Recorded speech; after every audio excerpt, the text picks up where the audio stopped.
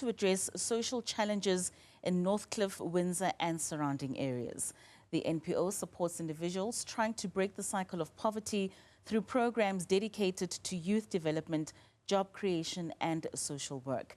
In 2023, the NPO became a franchise of U-Turn Homeless Ministries, a well-established organization in Cape Town, which is the first U-Turn service center now in Johannesburg. Let's speak to the general manager at the Tshepo Community, Alet Geldenhuys, and Lethabo Sebopa, who is the coordinator of the Lesedi Aftercare program. Ladies, good morning and thank you so much for your time. Good morning. Thank you. Alet, maybe just give us a preview in terms of the objectives of the initiative.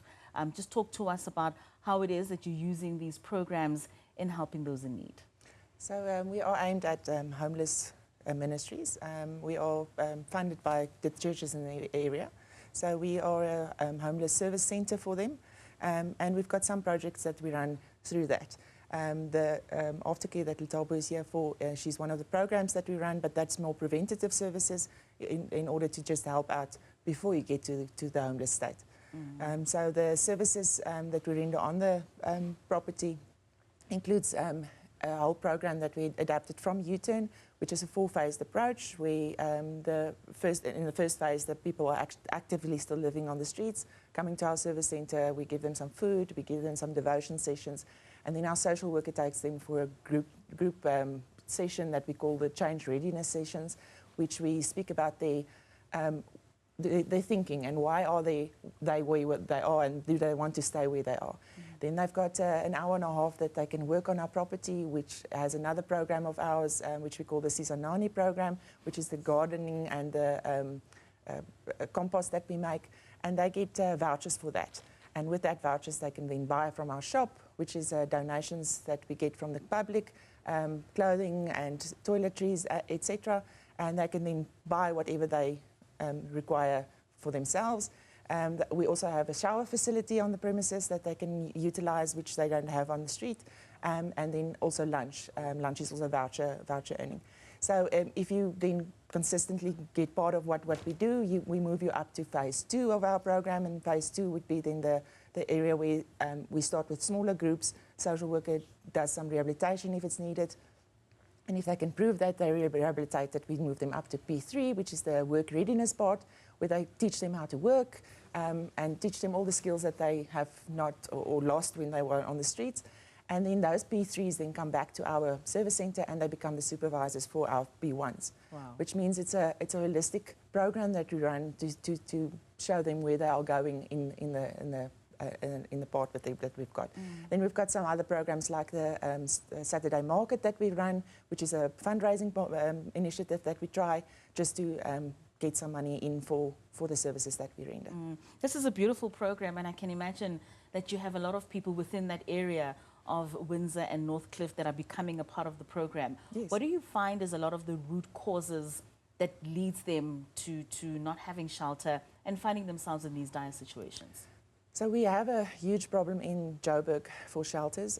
The shelters that is available is all in the CBD and in Kempton Park and those areas. We only have the Windsor West shelter in our area. So many of our clients actually actively live on the streets. They don't even live in a shelter. So that's one of the problems. Obviously, people come to the place of milk and honey, and then they come here and the milk and honey is not here. Yeah. And then they end up being where they are. And many times the addiction goes hand in hand with that. Either you are addicted and you end up on the street, or you end up on the street and then you become addicted because you can't handle it. So there's a lot of social issues surrounding that. Lethabo is in Windsor West, in Windsor East, sorry, and that area is full of people that just don't have employment.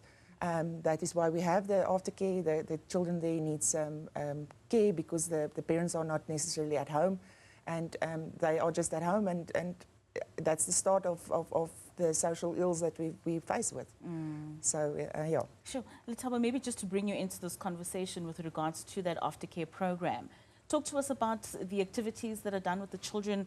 Are they assisted beyond getting the food and the love and care that I can imagine that you give to them, also with a bit of soft skills that they could take into the world one day? Yes, so we have different activities, so from Mondays to Fridays.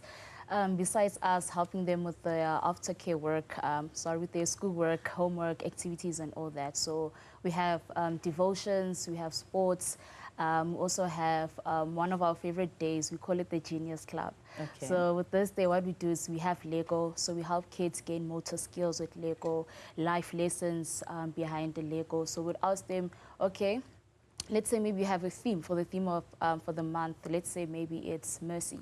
So we would ask them, okay, so with this Lego, try build something that is needed to bring mercy to you know, people out there and all that. Then they come up with something, and I feel like in that way it helps them to be able to think, and you know, they gain the motor skills that they need. We also have fun days, which is Fridays, swimming. We also help them to bake, which is another skill that they gain as well from a young age. You know, maybe some of them have a love for baking, cooking, so yeah. And how many children do you often get coming through your doors? So we have 42 kids in total, but not each day be 42.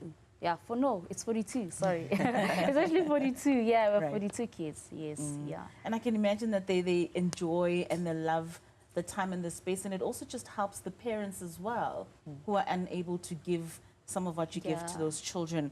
I mean, Alet, you spoke earlier on about this is a nanny program, and I think that's very interesting in people knowing that it's not only about handouts, but work that you need to put in yourself in order to get an incentive out of it.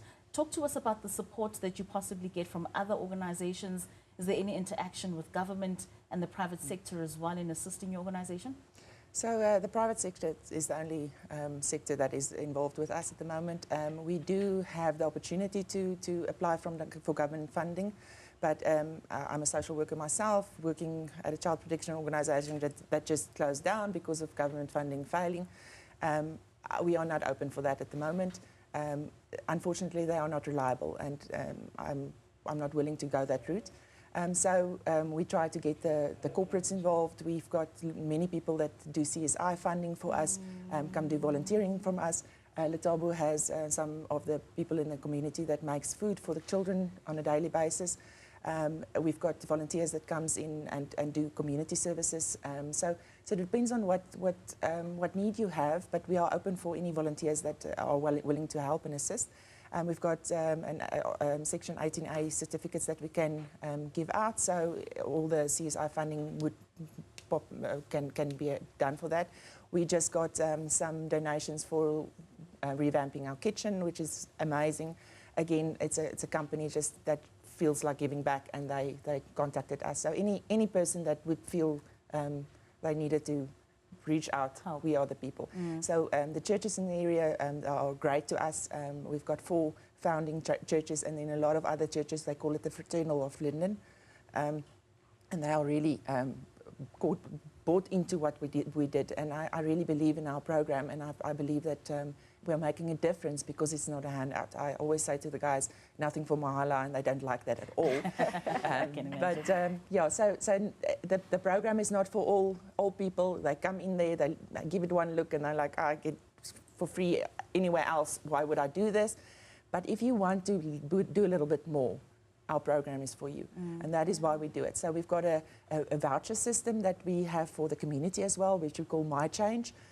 So you can buy a packet of vouchers, 4 vouchers for 50 Rand, and with those vouchers, you give it to someone at the robot. Instead of giving money, instead of giving food, you tell them about the program and you send them to us. It's like the carrot in front of their noses to say, come, this is where you can go. This is where you can go. So you've got your first voucher, come work for your other vouchers, and then you can do something for yourself. And let's sense as a frustration when you mentioned the unreliability of government. Yeah. Where do you think you're not finding each other in terms of having departments like the Department of Social Development being able to assist in a program such as this? Yeah, so I'm on the verge of speaking to them. They've got some of the students from the universities that's doing the practicals with us, and they've asked us to apply for funding.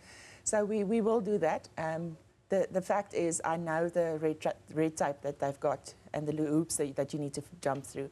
So we need to make sure that we are willing to do that before we cross that road. But obviously we are an NPO, we are a PBO, we are registered at all the other spaces for Department of Social Development, and we keep up our registrations with them. So we're not against them, it's just that we don't want to be reliant on them. And then if the unreliability comes to us, then we're in a problem. You're caught unawares. Yeah. Lethabo, just speak to us about the importance of youth involvement in projects such as this, especially in an aftercare center where young people can come in, volunteer their services, share some of their own experiences and their skills with the young ones. Yeah, so we actually do have volunteers who come through to the aftercare. So we do create that space so that they can come also to gain skills, especially the matriculants who have just matriculated and there's a gap year. So I think it's important for them to come through to gain skills, you know, to just not sit at home and do nothing. I mean, it's so lovely to be around kids. It's a great, you just feel different, you know, and there's a lot of excitement. You feel alive. You know, other than staying at home. So I think, yeah, it's important that, you know, the youth shouldn't stay at home just to come and gain skills. Who knows, maybe their callings to be a teacher and they can find it through, there, yeah, of course. Yeah, well, ladies, unfortunately, we have run out of time, but thank you so much for joining us.